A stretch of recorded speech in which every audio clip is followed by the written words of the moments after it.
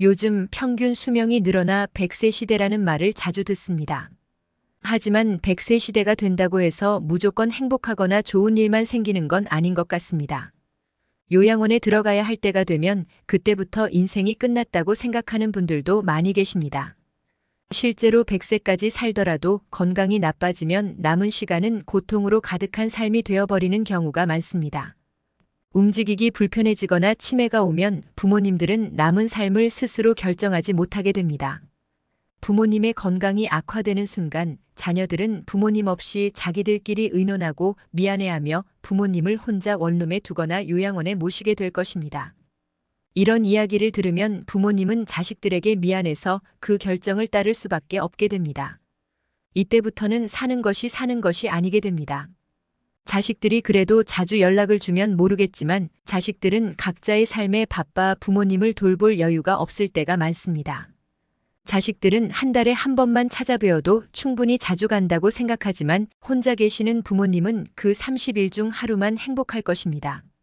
그리고 그마저도 찾아오지 않는 자녀들이 많습니다.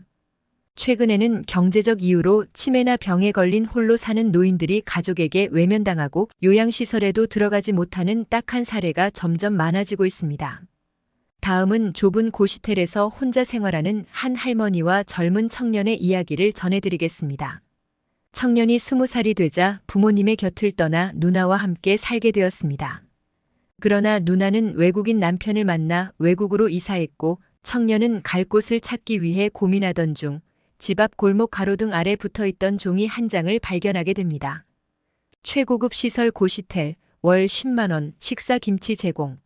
청년은 광고를 보고 바로 전화했고 고시텔 원장은 적당한 방이 하나 남아있다며 반갑게 맞아주었습니다. 마땅히 잘 곳이 없었기 때문에 청년은 망설일 겨를도 없이 고시텔로 향했습니다. 하지만 건물은 청년이 생각했던 것보다 어두침침했고 내부 환경도 실망스러웠습니다. 부엌은 벽지에 곰팡이가 피었고 가스레인지는 청소되지 않은 상태였습니다. 그러나 방만큼은 정말 깨끗했습니다. 창문은 없었지만 냄새도 없고 이 가격에 더 나은 곳을 구할 수 없다고 판단한 청년은 결국 계약을 하게 됩니다. 그때 고시텔 원장이 청년에게 말했습니다. 바로 옆방에 할머니 한 분이 계세요. 좀 시끄러울 수도 있는데 학생이 양해해 주세요. 청년은 크게 개의치 않았고 첫날 밤이 시작되었습니다. 원장 말대로 옆방에서 소리가 들려왔습니다. 혼자 말하는 것 같기도 하고 통화하는 것 같기도 했지만 청년은 크게 신경 쓰지 않고 짐 정리에 몰두했습니다. 그런데 갑자기 문을 두드리는 소리가 들렸습니다. 청년은 원장인가 싶어 문을 열었지만 문 앞에는 할머니 한 분이 서 계셨습니다. 할머니는 한겨울인데도 내복에 털조끼만 걸치고 계셨고 손에는 무언가를 바리바리 들고 있었습니다. 할머니는 청년에게 젊은 사람은 많이 먹어야 한다며 귤 한 봉지와 고추장찌개, 파전을 건네주셨습니다. 청년은 정중히 사양했지만 할머니는 굳이 먹으라고 하셨습니다. 그리고 그 다음 날, 또 그 다음 날도 할머니는 음식을 나눠주시며 청년의 방문을 두드리셨습니다. 그러던 어느 날 알바를 마치고 돌아와 누워있는데 할머니 방에서 훌쩍이는 소리가 들렸습니다. 할머니는 자식에게 엄마를 데리러 와달라고 간절히 부탁하는 듯 보였습니다. 이후 청년은 고시텔 원장에게 할머니의 사연을 듣게 됩니다. 할머니는 며느리의 반대 때문에 요양원에도 가지 못하고 이곳에서 지내고 있었으며 자식은 한 번 찾아왔을 뿐 돈 몇만 원만 주고는 가버렸다고 했습니다. 청년은 할머니의 서러움이 어디에서 비롯된 것인지 짐작할 수 있었습니다. 시간이 흘러 어느 날 할머니는 짐을 싸고 고시텔을 떠나기로 했습니다. 청년은 서운한 마음에 장갑과 목도리를 드렸고 할머니는 그것을 두르며 고맙다는 말을 남기고 떠났습니다.